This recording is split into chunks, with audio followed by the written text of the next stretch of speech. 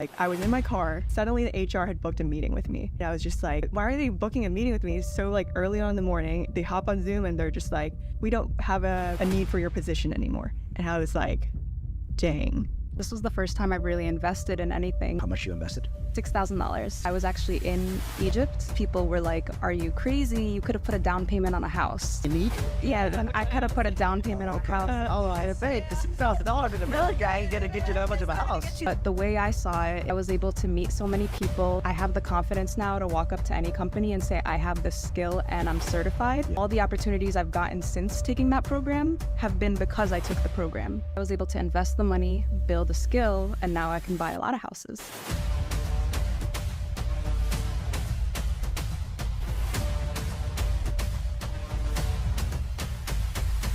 Hey guys, this is the Level Up Podcast, and I'm Paul Alex. I have another special guest. I actually have two special guests. And guess what? They are brand new to sales. They have a little bit over a year, but they're already crushing it, guys. And they're going to show you exactly how you can make that internet money. That's what it's about in 2024. Everybody's trying to make that digital remote, digital nomad lifestyle money, guys. And I'm bringing you guests to show you exactly how to do it. I want to introduce you guys to two special guests, Yuki and Lamise. And these two special guests, they actually do a very special role, which is called a sales development role, a SDR. And usually you would hear that in tech sales, but this is in digital marketing. But they're going to show you exactly how they were able to transition into this role and exactly what you guys can do after this podcast on how to do the exact same thing that they are doing. Guys, how are you guys doing today? I'm doing well. How are you? Doing awesome. How are you? Phenomenal. I'm doing great. You know, it's Saturday night in Miami. Yeah. About to get into some stuff after this. No, I'm just kidding, guys. About to go to steak with the wife and a couple of friends and call it a day. You know, that's what happens when you hit 36. So, with that being said, guys, all right, Lamise, let's start with you. Okay. Background, what were you doing before you were an SDR? Yeah. What got you into the SDR role? And yeah, take it away. All right, yeah. So I graduated college in 2021, and right after like graduating college, I remember being very stressed out because I actually had no idea what I wanted to do. I just got a degree, but I didn't know what to do with it. What was your degree in? Advertising and public relations. Oh, what? Okay. All right, that's cool. Yeah, when I got my degree, all I knew is that I liked communications, but I think advertising and PR just sounded better, so that's why I ended up doing that. But with COVID, after I graduated, everything started to shift online. So I ended up doing a few small roles of just social media management with like small companies and people starting up. And then one day I saw an advertisement for like SDR and like you get to talk to people and like help them out. And I thought that that would be really cool. So I ended up looking into it. That's badass. So like I always hear all the time, guys, like social media manager, social media, media buyer.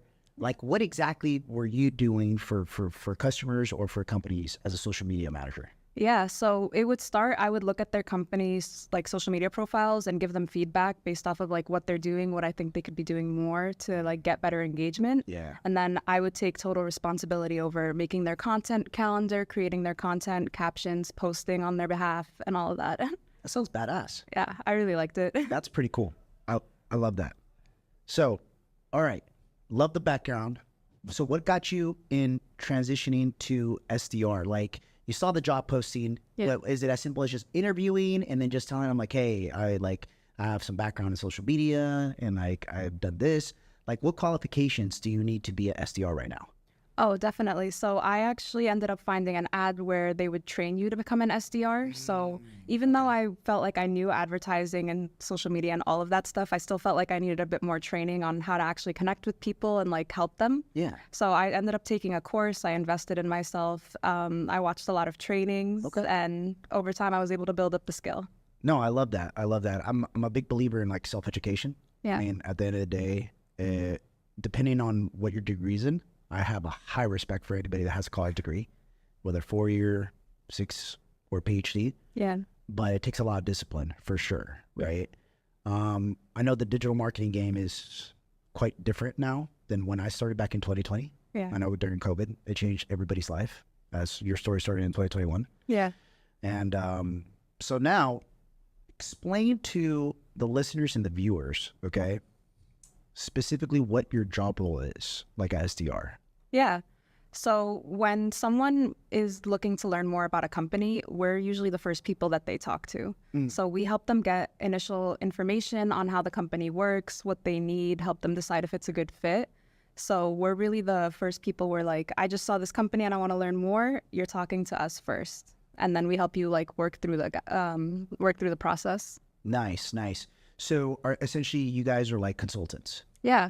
Okay, love it. So you're providing their information, and then are you getting them to buy? Like, how does that work? How does the process work? Yeah, so if it makes sense, I like to think of it as we're guides. So we're really guiding people along the process. Okay. So we get them the initial information, see if it makes sense for them to learn more and move forward. If so, we help them get set up with an expert that would help them. If not, I mean, at least now they know. They learn more about the company. They like, it's not a good fit. Like we were able to like come to that conclusion with them. I love that. I love that. And then what would you say is the good and the bad about this job? Okay. There's a lot of good and there's some bad. So I'll start with the bad. I think it is definitely, it's a lot of work. It is a lot of work to be an SDR. A lot of effort goes into it, and it is a skill that you have to build up over time. But I think the good is what really motivates me to like work an SDR is I like to look at it as I'm helping people make life-changing decisions that can transform their life and the life of the people around them.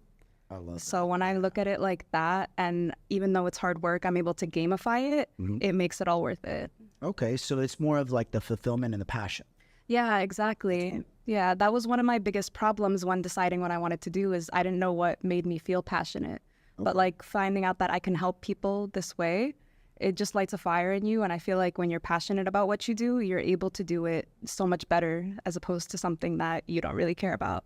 I love that. I love that. And you actually already answered one of my questions I was going to ask you guys and Yuki, and we'll get back to that a little bit. But Yuki, all right. Spotlight's on you. All right, Yuki, so what's your background? Okay, first question. Background. What was that pivotal time that got you to get to become an SDR? And then let's start with us. All right. So similar actually to Lamise, I graduated college around COVID time, 2021. And so at that time I had gotten a degree in environmental studies and psychology. So double majored, and I really wanted to do either one of the two. Wasn't super sure exactly which one, but environmental, I was like, oh, maybe I want to, do like environmental consulting, something like that. I was very passionate about the environment, things like that. I still am, but I wasn't sure if I wanted to make it my career right now. And like, I come from an Asian family. And so the career that we choose is very important.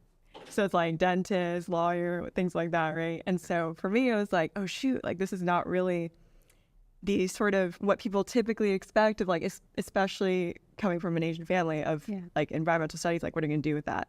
So I was like, I kind of went to college just a little bit naive of like, I like the environment. Like, let me just, just major in it. Right. And then I got to the point where I was graduating and I was like, okay, now what am I going to do? It was like the uh-oh moment. Yes. Which I think happens so often, more than people think. I can see that. It's just like you go to college, you pick something and you're like, yeah, that sounds cool. Like, I want to learn about it. But just because you want to learn about something does not mean that you should start a whole entire career in it. And that's something that you don't really figure out until you're like, I mean, even when I was graduating college, I was like, dang, what am I doing with this? Right. In psychology too, I'm like, am I going to be a therapist? Like, I don't know. Did you have like a game plan, like while you were in college and you had that uh-oh moment where you like, all right, like, forget it. Like, I got this degree. I'm going to make it happen no matter what. Like, what was your thought process? Yeah, I think COVID really changed everything around too. Okay. It's like I came in thinking, okay, I'm going to, get like a, entry-level position doing environmental consulting or something. But I knew I had to go get a master's eventually to be able to continue on with it. I was like, dang, that's even more money I have to pour into education, which is, valuable. But at the same time, it's like, do I want to do that for something that I'm not sure is going to be my career? Right. So I was like, okay, let me like look at something else. And so I had seen like basically, I don't know if you've ever heard of or it's like what do you call it? Like packaged consumer like frozen goods. Yep. It's a company that I worked for, but they do like vegetarian frozen foods, and they had like a social media marketing intern position. And I was like graduating college. I was like, sure, why not? Let me just go ahead and apply for it on LinkedIn, like, you know, the easy apply feature and whatnot. And so I did it. And then somehow I ended up there, and I was like, okay, I guess I'm going to try being an intern for like social media marketing for a little bit. And so then eventually I worked there for about 3 months doing an internship. And then from there, they promoted me to like coordinator, social media coordinator. So with that, what it really meant was just like similar to Lamise, like content creation. I was filming TikToks. I was like the face of their TikTok, and, you know, filming like food content. Yeah. And it's actually really fun. Like, really got to be creative with it. Yeah. And then from there on, I just got the itch. I was just kind of like, I want to do something else, Right. you know? And unfortunately though, like I was in my car and I just come out of the dentist office. Okay. Suddenly the HR had booked a meeting with me. Right. I came in the car. I was like sitting there and I was just like, geez, like, why are they booking a meeting with me so like early on in the morning, and it's in the middle of just like a typical Friday, right? I sit in the car and they hop on Zoom and they're just like, hey, you know, this lady I've never seen before from HR.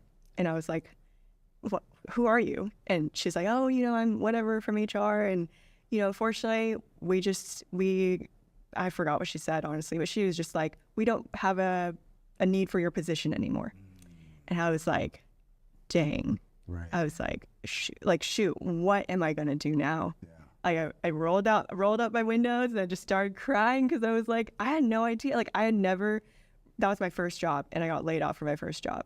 And so I was just like, what am I going to do now? And so from there, I just like took like about a month off. And from there, my previous boss from that company had referred me to a different company. And she had like been sending jobs my way. And so this is really like the importance of network, really, because now I think about it, every single job I've gotten has come from my network. From a connection. Exactly. Yeah. Never just like, well, except for the, you know, initial like social media intern. Everything else came from somebody that I knew. So she sent it over to me. It was a luxury wine marketing company up in, luxury wine company up in Napa. And they were looking for another social media coordinator. So I was like, perfect. Like, I've got some experience in this. So I went ahead and did that for about a year. And then year comes, I start feeling the itch again. Just like, I really want to travel. Like, I really want to travel. And, you know, I'm in my early 20s. Like, I want to be able to go out and just like see different cultures, all of that. I grew up moving around a lot. And so I just felt the itch of like, I got to go somewhere. Like, I got to go somewhere. But I don't want to take PTO because I get like 2 weeks of it. And then what am I going to do after that? Right. So from there, I was just like, you know, I was telling my partner at the time, I was just like, I just want to quit. I just want to quit. And he was like, what are you going to do? And I was like, I don't know. Like, I don't know. What am I going to do? And thankfully, like he is in the space, and obviously, you know, he works with you as well. Yeah. And so I was just like, he brought up the idea of appointment setting, and I was like, no, like, I don't want to talk to, like, that's such a weird concept to me. I was like, But before you continue, Yuki. Yeah. Okay, guys. So just for clarity purposes, appointment setting is equivalent to sales or SDR. Okay, sales development rep. It's just we use appointment setting more as a jargon term in digital marketing. Okay, so appointment setting, essentially, what are you doing as an appointment setter? Yeah. So as an appointment setter, really, like, you're basically managing the inbox of your business owner every single day, and essentially just guiding them. Like Lamise said, you're kind of priming them to an idea. There's an interest there, right? There's a spark, and the way I like to see it is there's a spark, and you're the one there to really like sort of ignite that fire even more. You want to get them excited, not in the mindset of like necessarily like to buy over DMs or anything like that, but just be able to be excited enough to where they want to know more information and qualify them, right? So yeah, at first when I heard about it, I was just like, such a weird concept thing. I was like, how do people do this for a living? Like, first time you ever heard it, you're just like, dude, I'm not used to this. Yeah. Probably thinking like my parents are going to think it's a joke. Yeah. Like, yeah, that's how I felt. Exactly. Yeah. I was like, is this customer service like rep? Like when I'm, like typing on Amazon or something. And, I was like, yeah, this is a piece of cake. Like, that's easy. Like, I can message people. Send emojis. Yeah, send emojis, like, be like, hey, how are you doing? Yeah. Things like that. Right. And then I had an awakening of like, yeah, that's not what it is at all. So Yeah. it was definitely an eye-opening experience for sure. So now that you guys know, I would consider you guys veterans in the game of appointment setting / SDRs. And you guys have been able to actually now live a remote lifestyle. You guys are able to travel. You guys are able to work from the laptop. Like you guys are here down in Miami for a sales conference. It's, I think, every young person's dream to have a job like that, right? That's able to cover your bills. You're able to travel and you work remote. Yeah. What more can you want right now in your 20s, right? So with that perspective, who would you say SDR's lifestyle or a remote lifestyle like this is meant for? Is it meant for a more proactive person? Or is it meant for a person that likes to take shortcuts? Or what would you say, this is a great question, are the top 3 characteristics that makes a good appointment setter? And I'll start with you, Yuki. And you guys can go back and forth. This is a great question because when I was interviewing Lamise, this is exactly what I was looking for. Right. So for me, it's, hunger, right? So when you're talking about being proactive, that's a big aspect of it. Yeah. It's just, there are things that you can't teach. And I feel like hunger is one of them. Yep. Because it's like either they got it or they don't. And the more that you try to maybe coach someone to be hungry, it's like if they don't really want it, it's just not going to be there. Right. You can try to foster as much as you can, but at the end of the day, it's their decision. Yeah. So hunger, I would say consistency, because every day it's the same repetitive things. It may not be the most glamorous thing, but it's repetitive. And if you really get good at it and it's processes, things like that, right, then you can really succeed.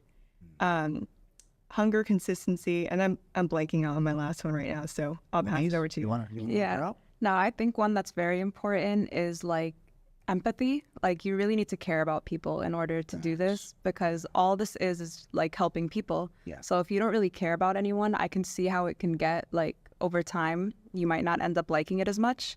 So caring for people is definitely very important, and so is initiative. Like you really have to be willing to do whatever it takes in order to succeed. Like go the extra mile, like maybe like work on a weekend just because someone needs help and this is the only day they're free. Like you need to be able to do those things. Yeah. No, those are 3, I would consider 3 top characteristics where it takes to actually do anything in digital marketing, because as you guys know, the boring work is essentially what runs this entire business. I think what people get the perception, especially online and social media, is everybody wants to live that laptop lifestyle. Yeah. But nobody really wants to do the work, like spend 15 hours a day behind a laptop, sending messages to people, following up with them, booking appointments, calling them, following up. And it's a process. Yeah. It truly is. So let me ask you guys, the vision for the future. All right, we'll start with Lamise. What are you looking for the future? Like, where do you see yourself in the next 6 months? Like, do you want to eventually become a consultant where you actually talk to people and you're actually on the other end, where instead of setting the appointments, you are now closing deals for companies? Or are you looking for more management? Or do you want to do a startup? Like, what's your vision for yourself? Yeah, definitely. So I'm looking to, in the next 6 months, definitely become a closer or like become a consultant because I really like talking to people. Like above all else, like at the root of everything is I love talking to people and I love helping people. And doing it online as setting is still really, really great now. But over time, I want to continue to develop the skill. And like, if I can talk to people face to face and like really like see their faces, I'm helping them, I think that would be amazing. At the same time, I also want to start like leveraging like the money I'm making in order to make investments and really just set myself up for the future. Yeah, that's awesome. No, that's good to hear. I think with becoming a consultant and actually talking to people and getting into the real deep roots of sales, right? Yeah. Talking that face to face. I call it the game. But when you get in the game, I think empathy, I think care for people is huge, right? Because people can really read people. And I think this entire business that we do, especially with digital marketing now, a lot of companies out there, they're really resonating with the whole personal brand. They're getting their CEOs to show their face and talk, and there's a lot of people out there that don't want to do that. Yeah. But I think it's a big advantage nowadays. It's huge, right? So Yuki, same question. What is the vision for you? What do you see yourself in the next 6 months? What do you want to do? Do you want to continue being an SDR? Do you want to get into management? Like, where do you see the longevity of this?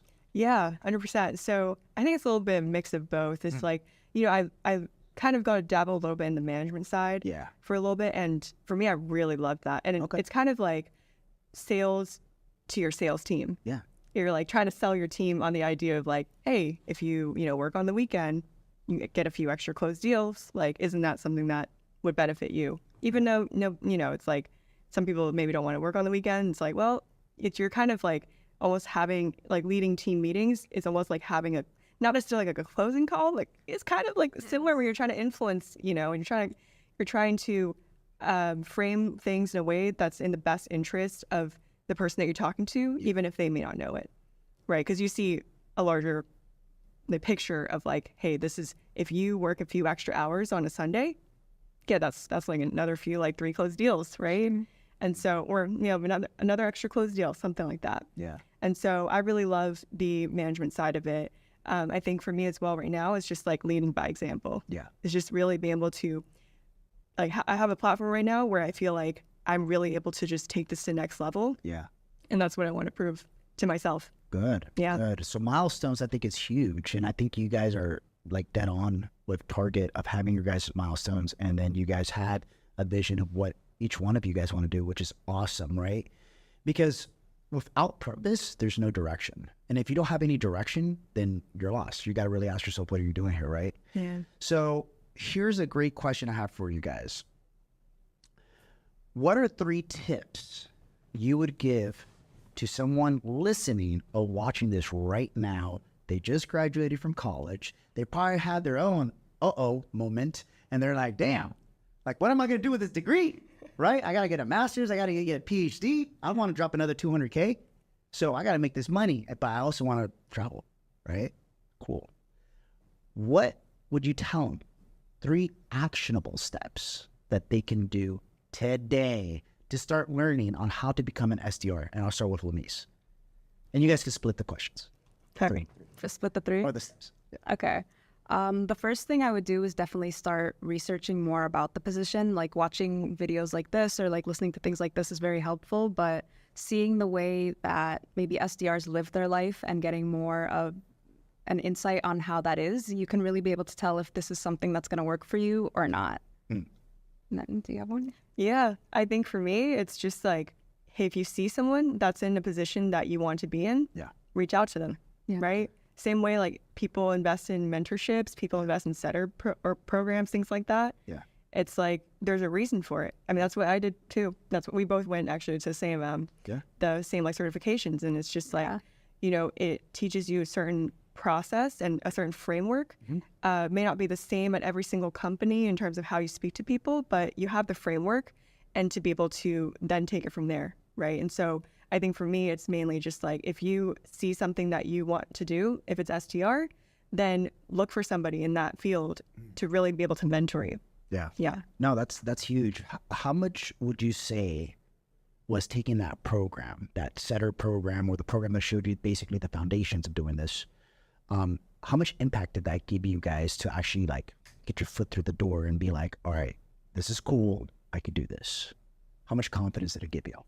Honestly, it was everything. That's cool. Yeah. That's awesome, because I see the same thing about my first course, my first program. And, I have, this could be an hour-long podcast, and I can talk shit about all the people that say that courses are scams. Yeah. Well, I mean, if you think courses are scams, then why isn't school scams, right? It's just, even though I have the most respect for people that have 4-year degrees, I have a 2-year degree. But at the end of the day, it's just like, I believe you can make a course work for you. Exactly. It just really depends on how much effort and belief you have in it. Yeah. So, no, I definitely resonate with that. Yeah, I completely agree. And especially when I first invested in this was the first time I've really invested in anything like outside of like college. Would you mind if I asked you how much you invested? Yeah, it was $6,000. $6,000. And Did you tell anybody when you invested that money? yeah, What'd you tell? so it was actually really crazy because when I invested that money, I was actually in Egypt because my family moved to Egypt after COVID. So after I graduated, I just went and I was doing my social media thing. Yeah. And But when I told people, some people said it was a scam, but most people were like, "Are you crazy? You could have put a down payment on a house." whoa. Like, In Egypt? yeah, I could have put a down payment on a house. Oh, I bet the $6,000 in America ain't gonna get you that much of a house. Get you that far, but in Egypt, they were like, "You could have bought a house." Yeah. So they really thought it was crazy, and they were like, "Why would you do that?" So a lot of people were very unsure. Yeah. But the way I saw it is going through that program, I was able to meet so many people. I have the confidence now to walk up to any company and say, I have this skill and I'm certified. Yeah. And all the opportunities I've gotten since working in that, since taking that program have been because I took the program.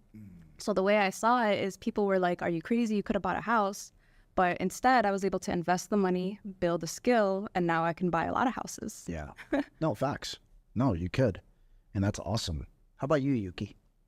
Yeah, we actually went through the same program, and Is that how you guys met? yeah, Oh, that's pretty cool. I think we were around the same time actually too. Yeah. But for me, it was I didn't tell anybody. I just like after work, I'd be like, all right, write my after 5 p.m. Wait. Sorry to cut you off, Yuki, but Yeah. you didn't tell no one? Yeah. You just kept it a secret. You're like, unless this works, I ain't telling no one. Yeah, why would I tell anyone? Because that's what people tell me.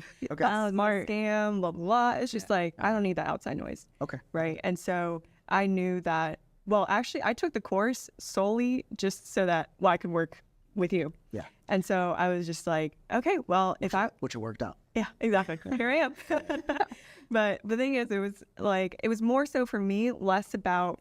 I think I went into it with this mindset of like, yeah, point like SDR. It's just sending emojis. Like, Yeah. I'll take this course, but it's really just for the certification. Right. It was really just so that I had the validation to be able to go to business owner like yourself and be like, hey, I was certified, and basically hopefully stand out, right?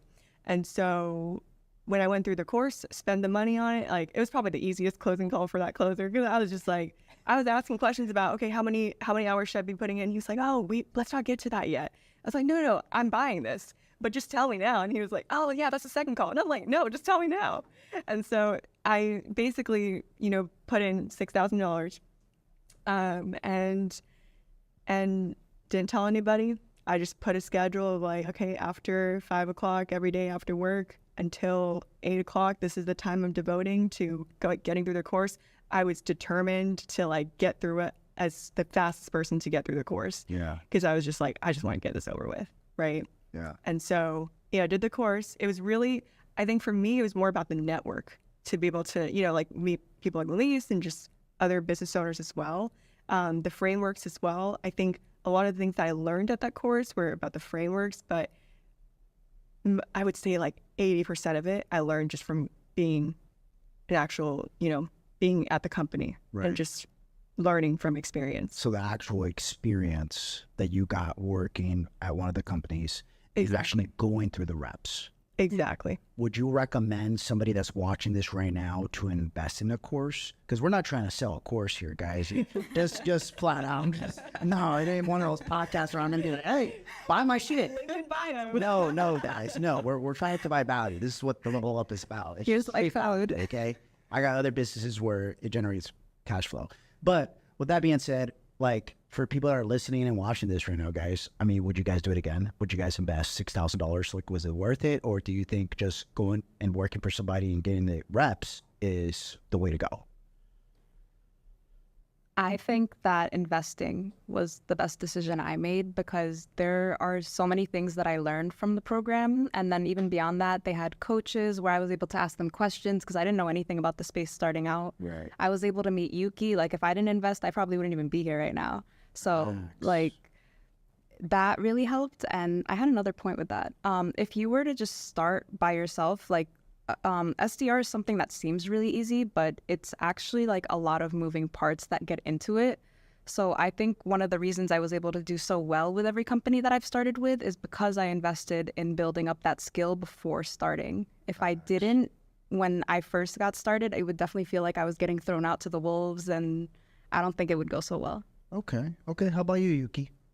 Yeah, I think I would say any course, at least in my experience, any course that you purchase, invest in, it's what you make the most, like what you make out of it, basically, right? For me, I'll be honest, I did not really show up to the trainings. I showed up to some of them. Yeah. Some of them I did not. Right. And I was just really in on the role plays, and I was just, because we had to do like role play situations.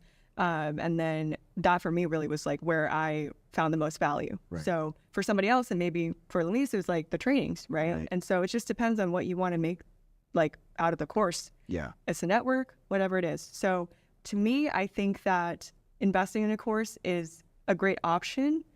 It's not necessary, but it will take you there just like fast track. Because from a hiring perspective too, when there's when you see someone has gone through like taking the initiative to take a course, invest in something, you see the mindset behind it, regardless of, you know, their skill set or whatnot. But you know that their skill sets to a certain degree because of the course, but also more so their mindset. It's like, hey, you're willing to invest $6,000 into a course To learn a skill. Exactly. I know you're serious about this. Yeah. Right. And good thing you brought that up, because now that I'm thinking back, I'm putting my detective hat on, and I remember at that time the COO of the company was just like, hey, so there is a person by the name of Yuki who just invested into this appointment setter / SDR program, and she wants to come work for us, like for only us.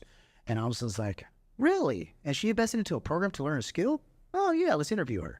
And that was like the end, without me hesitating to go ahead and be like, nah, like I'm good. Because we get hundreds of DMs. I mean, as you guys know, you guys are in the DMs and all that jazz. So you guys see the amount of SDRs and appointment setters and people that are just looking for a job, right? To work with us. And I think it's a big needle mover for anyone to invest in themselves, because it just shows how much skin in the game you have. And then it shows it shows business owners out there that you're trying to work for that you're serious, just like you guys said. Exactly. All right, guys. Well, I love this interview. I wish we could keep going, but Emilio's like, bro, we're about to run out of batteries.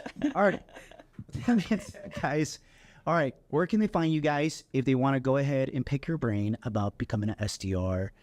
Because I'm pretty sure people are going to get a lot of value out of this. Going to be like, what? They graduated out of college and they're able to work a remote lifestyle and like live the life that I wanted to live?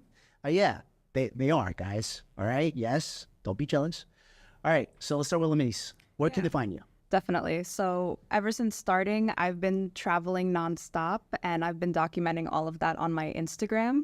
So you can take a look at what the journey has looked like for me on Instagram at Lamise X Attia. So it's LAMEESXATTIA on Instagram. You can check out my stuff, send me a message, and I'll be happy to help.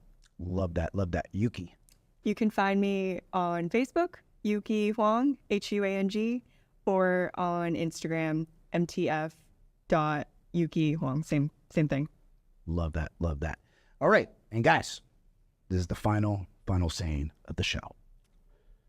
One thing, motivation, straight heat. This is going to be a good reel. But for everybody that wants to level up, they're currently in college and they're like, what the hell about to do? And they listen to this podcast and they're just like, oh, hell yeah, I know what I want to do now. So one thing you want to tell them.